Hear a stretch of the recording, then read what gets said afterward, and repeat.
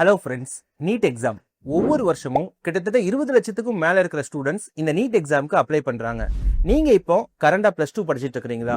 நீங்களும் இந்த எக்ஸாமுக்கு அப்ளை பண்ணிட்டு இந்த எக்ஸாம் பத்தி கன்ஃபியூஷன்ல இருக்கீங்களா? உங்க மனசுல ஓடுற கேள்விகள் இதுதானே. நீட் எக்ஸாம் எதுக்காக? இந்த எக்ஸாம் டாக்டர் ஆகணும்னா கண்டிப்பா இந்த எக்ஸாம்ல குவாலிஃபை ஆகிருக்கணுமா? மே 3ஆம் தேதி எக்ஸாம். +2 பப்ளிக் எக்ஸாம் மார்ச் 25ஆம் தேதி வாக்கில் முடியுது. மிச்சம் இருக்கிற 25-30 நாள்ல என்னால இந்த எக்ஸாமுக்கு ப்ரிப்பேர் பண்ண முடியுமா? நான் ஸ்டேட் போர்ட், எனக்கு சிபிஎஸ்இ சிலபஸ் கஷ்டமா இருக்குமே. இந்த அத்தனை கேள்விகளுக்கும் ஒரு தெளிவான முழு விளக்கத்தை தான் இந்த வீடியோல பார்க்க போறோம். ஃபர்ஸ்ட், வீடியோக்குள்ள போறதுக்கு முன்னாடி ஒன்னு தெளிவா புரிஞ்சுக்குங்க. நீட் எக்ஸாம் உங்களோட இன்டெலிஜென்ஸை முழுமையா டெஸ்ட் பண்றதுக்குலாம் இல்லை. இது உங்களோட ஃபுல் பொட்டன்ஷியலையும் எவாலுவேட் பண்ணக்கூடிய சிஸ்டம்னு சொல்ல முடியாது. அதே மாதிரி நீட்ல ஒரு ஸ்டூடெண்ட் எடுக்கிற மார்க்கை வச்சு இந்த ஸ்டூடெண்ட்டுக்கு டாக்டர் ஆக தகுதி இருக்கு, இந்த ஸ்டூடெண்ட்னால நல்ல டாக்டர் ஆக முடியாது அப்படின்லாம் டிசைட் பண்ண முடியாது. ஏன் தெரியுமா? ஒரு 3 மணி நேரம் மல்டிபிள் சாய்ஸ் எக்ஸாமை வச்சுக்கிட்டு ஒரு ஸ்டூடெண்டோட முழு திறமையையும் மெஷர் பண்ண முடியாது. ஒரு டாக்டருக்கு தேவையான குவாலிட்டிஸ் எல்லாத்தையுமே ஒரு அப்ஜெக்டிவ் டைப் கொஸ்டின் பேப்பர்னாலேயோ ஒரு மல்டிபிள் சாய்ஸ் கொஸ்டின்னாலேயோ செக் பண்ண முடியுமா? கண்டிப்பா முடியாது. நீட் செக் பண்றது பிசிக்ஸ், கெமிஸ்ட்ரி, பயாலஜில இருந்து பேசிக் சயின்ஸ் கான்செப்ட் உங்களுக்கு தெரியுமா? இது மெடிசன் படிக்கிறதுக்கான ஃபவுண்டேஷன் நாலேஜ் தான். அதனால நீட் என்ன பண்ணுதுன்னா, இந்த மெடிக்கல் எஜுகேஷன் எடுக்கிறதுக்கு தேவையான மினிமம் சயின்ஸ் நாலேஜ் இருக்கான்னு வெரிஃபை பண்ணுது. அவ்வளவுதான். இது ஒரு குறிப்பிட்ட சிலபஸ்ல, ஒரு குறிப்பிட்ட பேட்டர்ன்ல, ஒரு குறிப்பிட்ட டைம் லிமிட்டுக்குள்ள நீங்க எக்ஸாம்ல எப்படி பெர்ஃபார்ம் பண்றீங்க அதை மெஷர் பண்ற சிஸ்டம் தான். சரி, இதை டெஸ்ட் பண்றதுக்கு தான் ஸ்கூல்லயே எக்ஸாம் வைக்கிறாங்களே, அப்புறம் எதுக்கு தனியா இந்த எக்ஸாம் அப்படின்னா, இது ஒரு நேஷனல் லெவல் ரேங்கிங் எக்ஸாம். எதுக்காக இந்த ரேங்கிங்? சிம்பிளான விஷயம் தான். இப்போ தமிழ்நாட்டை மட்டும் எடுத்துக்கிட்டா தோராயமா 1.5 லட்சம் பேர் இந்த நீட் எக்ஸாம் எழுதுறாங்க. ஆனா தமிழ்நாட்டுல கிட்டத்தட்ட 12,000 எம்பிபிஎஸ் சீட்ஸ் தான் மெடிக்கல் காலேஜஸ் எல்லாத்தையும் சேர்த்திருக்கு.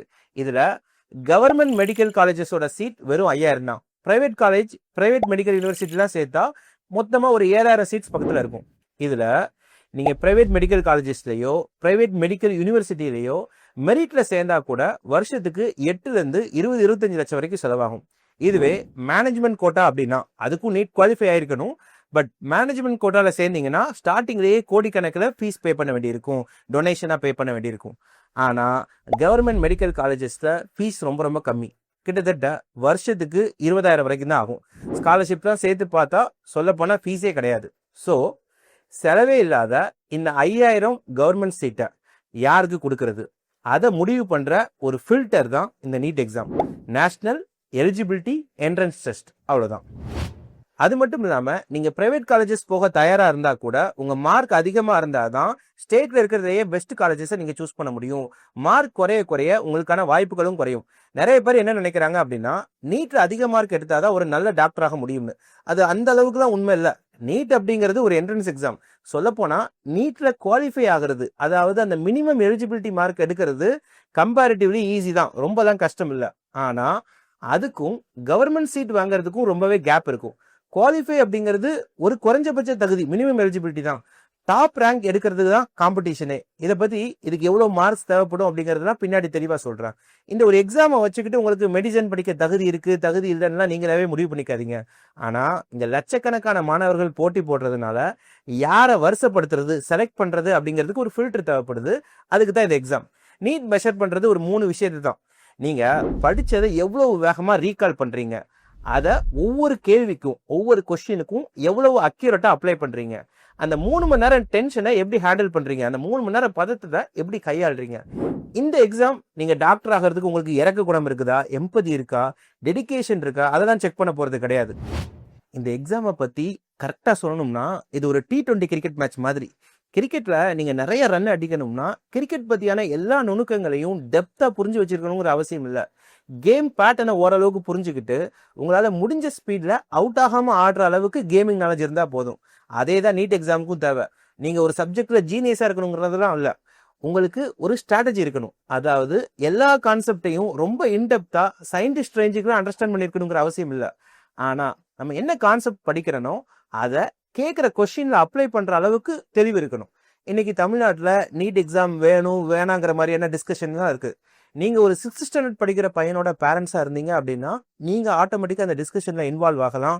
வேணும்னு சொல்லலாம், வேணாம்னு சொல்லலாம், அது பிரச்சனை இல்லை. ஆனா இப்ப நீங்க 12th படிக்கிறீங்க அப்படின்னாலோ இல்ல 12th ஸ்டூடெண்டோட பேரண்ட்ஸா இருக்கீங்க அப்படின்னாலோ நீட் எக்ஸாம் இன்னைக்கு மேண்டேட்ரி. ஸோ யதார்த்தத்தை புரிஞ்சுக்கிட்டு எக்ஸாமுக்கு ப்ரிப்பேர் ஆகிறது தான் புத்திசாலித்தனம். இப்போ கேள்வி நீட் சரியா தப்பா, நீட் வேணுமா வேணாமா அப்படிங்கிறது இல்லை. இந்த எக்ஸாமுக்கு நான் எப்படி தயாராக போறேன், இந்த எக்ஸாமை நான் எப்படி அண்டர்ஸ்டாண்ட் பண்ண போறேன், அதுதான். அடுத்து நீட் எக்ஸாமோட பேட்டர்ன். நமக்கு தெரியும் நீட் எக்ஸாம்ல 3 சப்ஜெக்ட் இருக்குது, பிசிக்ஸ், கெமிஸ்ட்ரி, பயாலஜின்னு. இந்த 3 சப்ஜெக்ட்லையும் சேர்த்து மொத்தமா 180 கேள்வி, 180 கொஸ்டின்ஸ் வரும். இதுல பிசிக்ஸ்ல இருந்து 45 கொஸ்டின், 45 கேள்வி, கெமிஸ்ட்ரியில இருந்து 45, பயாலஜில பாட்னி சுவாலஜி ரெண்டையும் சேர்த்து 90 கேள்வி, 90 கொஸ்டின்ஸ். ஆக மொத்தம் 180 கொஸ்டின்ஸ். இதை எழுதுறதுக்கு 3 மணி நேரம் எக்ஸாம் டைம், 180 மினிட்ஸ். அப்போ ஒவ்வொரு கேள்விக்கும் 1 நிமிஷம் அப்படிங்கிற மாதிரி தான் கணக்கு. இதுக்கு எப்படி மார்க்கிங் இருக்கும்? நீங்க கரெக்டான ஆன்சரை சூஸ் பண்ணீங்கன்னா ஒவ்வொரு ரைட் ஆன்சருக்கும் உங்களுக்கு 4 மார்க்ஸ் கிடைக்கும். அப்போ மேக்சிமம் மார்க் எவ்வளவு அப்படின்னா 180 டைம்ஸ் 4, 720. அதாவது நீட்ல டோட்டல் மார்க் 720 தான். இதுல நீங்க ராங் ஆன்சரை சூஸ் பண்ணீங்க அப்படின்னா உங்களுக்கு 1 மார்க் கம்மியாகும், -1 மார்க். அதாவது அந்த கொஸ்டினுக்கான 4 மார்க்கும் வராது, எக்ஸ்ட்ராவா 1 மார்க்கும் போயிடும்.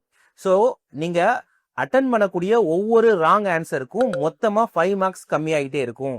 அதே மாதிரி ஒரு கொஸ்டின் அட்டன் பண்ணாமலே விட்டீங்க அப்படின்னா அதுக்கு மார்க் வரவும் செய்யாது, நெகட்டிவ் மார்க்ஸும் போகாது. ஸோ இதுதான் முக்கியமான இடம். இது ஒரு ஸ்பீட் விசஸ் அக்யூரசி மேட்ச் மாதிரி. நல்லா தெரிஞ்ச கேள்வியை மட்டும் அட்டன் பண்ணி தெரியாத கேள்வியை அட்டன் பண்ணாம விட்டாலே உங்களோட ரேங்கிங் பெருசா டிஸ்டர்ப் ஆகாது. நீங்க பாட்டுக்கு தெரியாத கேள்விக்கு சும்மா குத்து மதிப்பா பதில் போட்டீங்கன்னா நிறைய மார்க் நெகட்டிவ்லேயே போயிடும். அடுத்து இந்த எக்ஸாமுக்கு ப்ரிப்பேர் பண்றதுக்கு முன்னாடி எவ்வளவு மார்க் அப்ராக்சிமேட்டா ஸ்கோர் பண்ணா கவர்மெண்ட் மெடிக்கல் காலேஜஸ் கிடைக்கும், பிரைவேட் மெடிக்கல் காலேஜஸ் கிடைக்கும், நீட்ல குவாலிஃபை ஆக முடியும் அப்படிங்கிறத ஒரு ஐடியாவா தெரிஞ்சுக்குங்க. ஆக்சுவல் மார்க் நீட் எக்ஸாம் எழுதி முடிச்சு ரேங்கிங் வந்தாதான் தெரியும். பட் எழுதுறதுக்கு முன்னாடி நமக்கு ஒரு ரேஞ்ச் இருக்கணும். இந்த ரேஞ்சில் எடுத்தா கவர்மெண்ட் மெடிக்கல் காலேஜஸ் கிடைக்கிறதுக்கு வாய்ப்பு இருக்குது, இந்த ரேஞ்சில் எடுத்தா பிரைவேட் கிடைக்கிறதுக்கு வாய்ப்பு இருக்குது, இந்த ரேஞ்சை தாண்டிட்டோம் அப்படின்னா நம்ம நீட்ல குவாலிஃபை ஆயிடலாம் அப்படிங்கிறத சேஃபர் சைடில் நம்ம ஃபர்ஸ்ட் பார்த்துடலாம். நீங்க எம்பிபிஎஸ் பொறுத்த வரைக்கும் தமிழ்நாட்டில் இருக்கக்கூடிய கவர்மெண்ட் மெடிக்கல் காலேஜஸ்ல சீட் வாங்கணும் அப்படின்னா 680 மார்க், 650க்கும் மேல மார்க் வாங்கணும். இதுல நீங்க ரிசர்வேஷனை பொறுத்து உங்களுக்கு மார்க்கிங் ஸ்கீம்லாம் மாறும். ஆனா எக்ஸாமுக்கு ப்ரிப்பேர் பண்ணும்போது இதெல்லாம் பத்தி யோசிக்காதீங்க. எப்பவுமே மேக்ஸிமம் மார்க்கு ஏம் பண்ணுங்க. ஸோ 650க்கு மேல இருந்தீங்க அப்படின்னா ஓரளவுக்கு சேஃப் சைட்ல தமிழ்நாட்டில் இருக்கக்கூடிய கவர்மெண்ட் மெடிக்கல் காலேஜஸ்ல சீட் வாங்க முடியும். 400 to 650, 400ல இருந்து 650 மார்க்குள்ள இருந்துச்சு அப்படின்னா பிரைவேட் மெடிக்கல் காலேஜஸ்லயோ பிரைவேட் டீம்டு யூனிவர்சிட்டிலேயோ உங்களால எம்பிபிஎஸ் சீட் வாங்குறதுக்கான வாய்ப்பு அதிகமா இருக்கும். இப்போ ஒரு முக்கியமான கேள்வி, எவ்வளவு மார்க் எடுத்தா குவாலிஃபை ஆகும்? நீட்ல எலிஜிபிலிட்டியை தாண்டணும் அப்படின்னா நான் எவ்வளவு மார்க் எடுக்கணும் அப்படின்னு கேட்டீங்கன்னா 720க்கு 720க்கு 160க்கு மேல எடுத்தீங்க அப்படின்னாலே நீங்க குவாலிஃபைடு. இங்கேயும் ரிசர்வேஷனை பொறுத்து இந்த மார்க் வேரி ஆகும். ஆனா குவாலிஃபைடு அப்படிங்கிறது உங்களுக்கு எம்பிபிஎஸ் சீட் கவுன்சிலிங் மூலமா கன்ஃபார்மா கிடைக்கும் அப்படின்னு சொல்ல முடியாது. நீங்க மேனேஜ்மெண்ட்ல சேர்ந்துக்கலாம், ஆனா அதுக்கு க்ரோர்ஸ்ல பணம் செலவாகும். ஸோ அதை பத்திலாம் யோசிக்க தேவையில்ல. நீங்க குவாலிஃபை ஆகிட்டீங்க அப்படின்னா எம்பிபிஎஸ் கண்டிப்பா பண்ண முடியும். எம்பிபிஎஸ் இல்லாம மற்ற கோர்சஸ் ஆன ஆயுர்வேதா, பிடிஎஸ், சித்தா இந்த மாதிரி கோர்சஸுக்கும் நீட் தான் எலிஜிபிலிட்டி. தமிழ்நாடு மட்டும் இல்லாம ஆல் ஓவர் இந்தியாலையுமே ஆல் இந்தியா கோட்டா யூஸ் பண்ணி மற்ற ஸ்டேட்ஸ்லையும் நீங்க சேர முடியும். இதோட இன் டீடைல் எக்ஸ்பிளனேஷன்லாம் இப்போ உங்களுக்கு தேவையே இல்லை. ஜஸ்ட் ஒரு மார்க்கை பத்தியான ஒரு ஐடியா தெரியணும், எவ்வளவு மார்க் நான் எடுத்தா சேஃப் அப்படிங்கிறது தெரியணும். இப்போ நீட் எழுதுறீங்க அப்படின்னா உங்களோட எய்ம் 600, 650க்கு மேல இருக்கணும். இப்போ கடைசியான முக்கியமான பாட்டுக்கு வருவோம். 35 நாள்ல நான் நீட் எக்ஸாமுக்கு எப்படி ப்ரிப்பேர் பண்றது, இருக்கிற 35 டேஸ்ல எப்படி ப்ரிப்பேர் பண்றது? நான் ஸ்டேட் போர்டில் படிக்கிறேன், இல்லை சிபிஎஸ்சியில படிக்கிறேன், தமிழ் மீடியம்ல படிக்கிறேன், என்ன கேட்டகரியா இருந்தாலும் 35 டேஸ்ல 650க்கு மேல ஸ்கோர் பண்ண முடியுமா? இதுக்கான பாசிபிள் சினாரியோஸ் என்னென்ன இருக்கு அதை அடுத்து பார்த்துடலாம். நீங்கள் சிபிஎஸ்சி இல்லை ஸ்டேட் போர்டில் தமிழ் மீடியம், இங்கிலீஷ் மீடியம் எதுவாக இருந்தாலும் 11th ஸ்டாண்டர்ட் 12th ஸ்டாண்டர்டில் வரக்கூடிய ஃபிசிக்ஸ், கெமிஸ்ட்ரி, பயாலஜி சிலபஸை ஃபுல்லாக ஓரளவுக்கு அண்டர்ஸ்டாண்ட் பண்ணி படிச்சிருந்து ஆனால் நீட்டுக்குன்னு தனியாக ப்ரிப்பேர் பண்ணதா அப்படின்னா எஸ், 650க்கு மேலே ஸ்கோர் பண்ணுறது பாசிபிள். அதுக்கு நீங்கள் பண்ண வேண்டியது நீட்டோட சிலபஸை எடுத்து வச்சுக்கிட்டு அதை 11th 12th கான்செப்ட்லேருந்து ரிவைஸ் பண்ணிட்டு ஓரளவுக்கு பார்த்தீங்கன்னா உங்களுக்கு ஆல்ரெடி படிச்சிருக்கிறதுனால என்னென்ன கான்செப்ட் எப்படி எப்படி இருக்குதுன்னு தெரியும். நீங்கள் பண்ண வேண்டியது என்ன அப்படின்னா நிறைய கொஸ்டின்ஸை ப்ராக்டிஸ் பண்ணணும். ஸோ அப்படி பண்ணீங்க அப்படின்னா கண்டிப்பாக 650க்கு மேலே இந்த 35 நாளுமே உங்களுக்கு கொஸ்டின் ப்ராக்டிஸ்க்கான டைமாக இருக்கணும். அப்படி இருந்துச்சுன்னா கண்டிப்பாக உங்களால் 650க்கு மேலே கிராஸ் பண்ண முடியும். இல்லை செகண்ட் சினாரியோ, நான் 11th அந்த அளவுக்கு படிக்கலை, 12th போர்டு எக்ஸாம்ங்கிறதுனால 12th கான்செப்ட்ஸ் மட்டும் எனக்கு நல்லா தெரியும் அப்படின்னா இப்போவும் 650க்கு மேலே எடுக்கிறது சாத்தியம்தான். பட் நீங்கள் கொஞ்சம் எஃபர்ட்ஸ் அதிகமாக போடணும். ஏன்னா 11th கான்செப்டை ஃபுல்லாக படிச்சுட்டு எஸ் கண்டிப்பா 35 நாள்ல என்ன பண்ண முடியும்?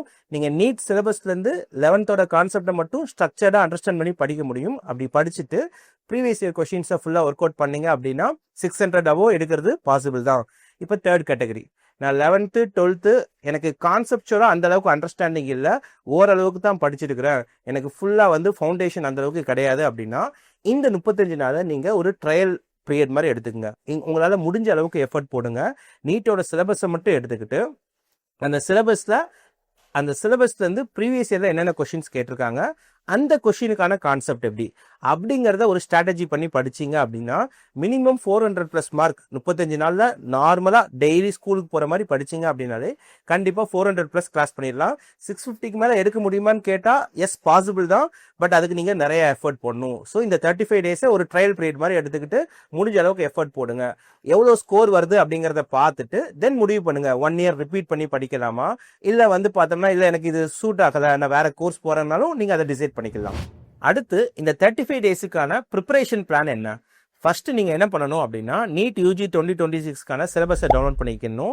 சிலபஸை டவுன்லோட் பண்றதுக்கான லிங்கை டிஸ்கிரிப்ஷன்ல கொடுத்துருக்கேன், அதை யூஸ் பண்ணி நீங்க டவுன்லோட் பண்ணிக்கலாம். ஃபர்ஸ்ட் நீங்க தொட வேண்டிய சப்ஜெக்ட் பிசிக்ஸ். பிசிக்ஸை பொறுத்த வரைக்கும் மொத்தம் 20 சாப்டர் இருக்கும். 11th 10 chapter, 12th 10 chapter.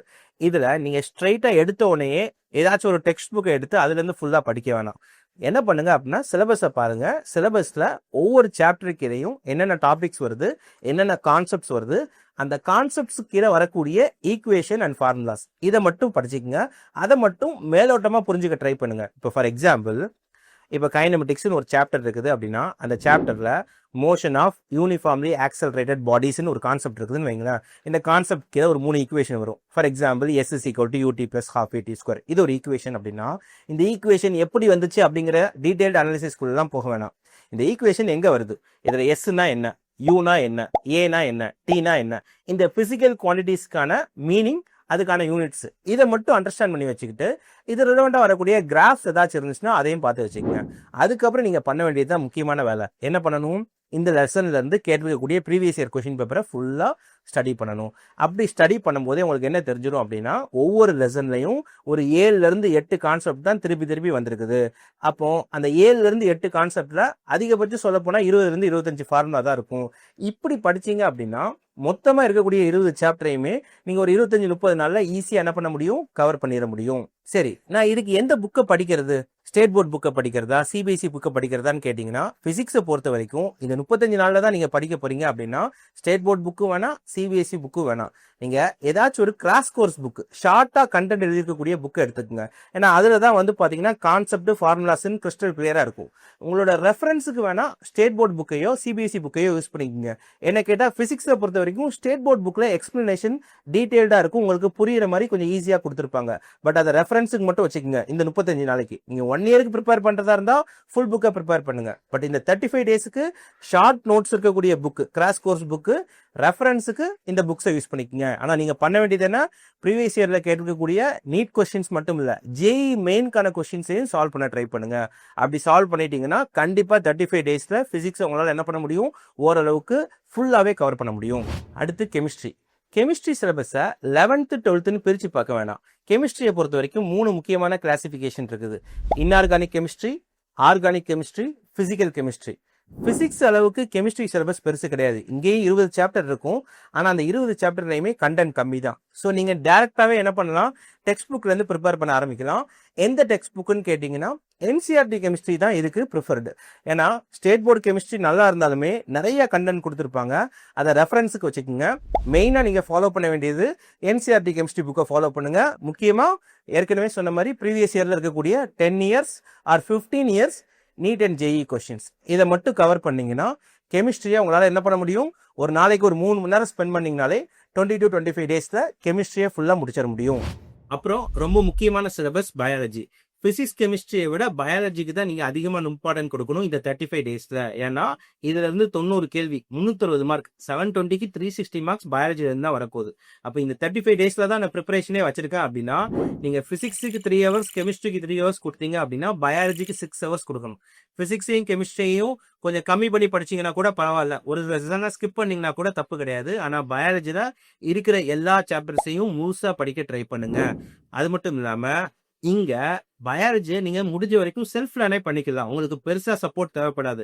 இன்டர்நெட்டை use பண்ணீங்க அப்படின்னா கூட பயாலஜியை நீங்க செல்ஃப் லேர்ன் பண்ண முடியும். அதனால இந்த 35 நாள் தான் உங்களோட ப்ரிப்பரேஷன் ஸ்ட்ராட்டஜி அப்படின்னா ஃபர்ஸ்ட் ப்ரியாரிட்டியா நீங்க எல்லாத்தையுமே கவர் பண்ண வேண்டியது. எல்லா லெசன்ஸையும் கவர் பண்றது பயாலஜில தான். ஸோ பயாலஜில மொத்தம் 10 யூனிட் இருக்குது. ஒவ்வொரு யூனிட்லயும் 4ல இருந்து 5 சாப்டர்ஸ் இருக்கும். ஸோ மொத்தமா பாத்தீங்கன்னா ஒரு 40ல இருந்து 50 சாப்டர் பக்கத்துல வரும்.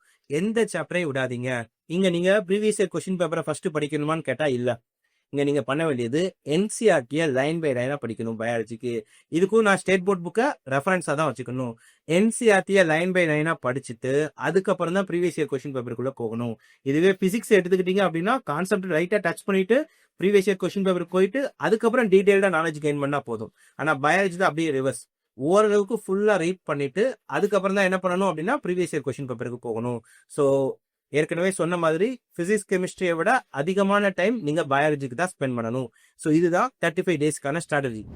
உங்களுக்கு வேணும்னா எப்படி படிக்கணும்னு ஷார்ட் லெசன் பிளான அடுத்தடுத்த வீடியோஸ்ல நாங்க போடுறோம். நமக்கு பிடிக்குதோ இல்லையோ நீட் மாதிரி எக்ஸாமுக்கு ப்ரிப்பேர் பண்ணி ப்ராக்டிஸ் பண்றது ரொம்பவே ஹெல்ப்ஃபுல்லா இருக்கும். ஏன்னா காலேஜ் முடிச்சதுக்கு அப்புறம் எந்த கவர்மெண்ட் ஜாப் நீங்க போனாலும் இந்த மாதிரி எம்சிக்யூ டைப் எக்ஸாம்ஸ் தான் அதிகமா எழுத வேண்டியிருக்கும். அது மட்டும் இல்லாம இதுக்கு முன்னாடி இருந்த +2 மார்க் பேஸ் பண்ணி கட் ஆஃப் வைக்கும்போது நம்மளோட ஹேண்ட் ரைட்டிங், பிரசன்டேஷன் எல்லாமே மேட்ரு. ஒரு கொஸ்டின் 10 மார்க்குக்கு இருக்கும்போதோ 5 மார்க்குக்கு இருக்கும்போதோ நம்ம கொஞ்சம் கிளியரா எழுதாம விட்டுட்டா கூட அரை மார்க் அல்லது 1 மார்க் கம்மியாயிரும். அப்படி கம்மியாயிடுச்சுன்னா நம்ம ரேங்க் வந்து அது ரொம்பவே டிஸ்டர்ப் பண்ணிடும். ஆனா இந்த மாதிரி எம்சிக்யூ பேஸ்ட் எக்ஸாம்னு வரும்போது நம்மளோட ஃபைனல் ஆன்சரை கண்டுபிடிச்சு போட்டா மட்டும் போதும். ஆன்சருக்கான ஆப்ஷன் மட்டும் எழுதினாலே ஃபுல் மார்க், இல்லைன்னா மார்க் இல்ல. சோ நமக்கு எக்ஸாம் எழுதி முடிக்கும் போது எவ்வளவு மார்க் வரும்னு கிளியரா ஜட்ஜ் பண்ண முடியும். எக்ஸாம் எழுதி முடிச்சுட்டு ரொம்ப கவலைப்பட வேண்டியதுதான். மறுபடியும் சொல்றேன், இந்த மாதிரி நீட் என்ட்ரன்ஸ் எக்ஸாமினேஷன் சரியா தப்பா அப்படிங்கிறது நம்மளோட டிஸ்கஷன் இல்ல. இதோட பேட்டர்னை, இதோட அட்வான்டேஜ் அண்டர்ஸ்டாண்ட் பண்ணிட்டு ப்ரிப்பேர் பண்றது தான் நமக்கு கிளியரான டைரக்ஷனை கொடுக்கும்.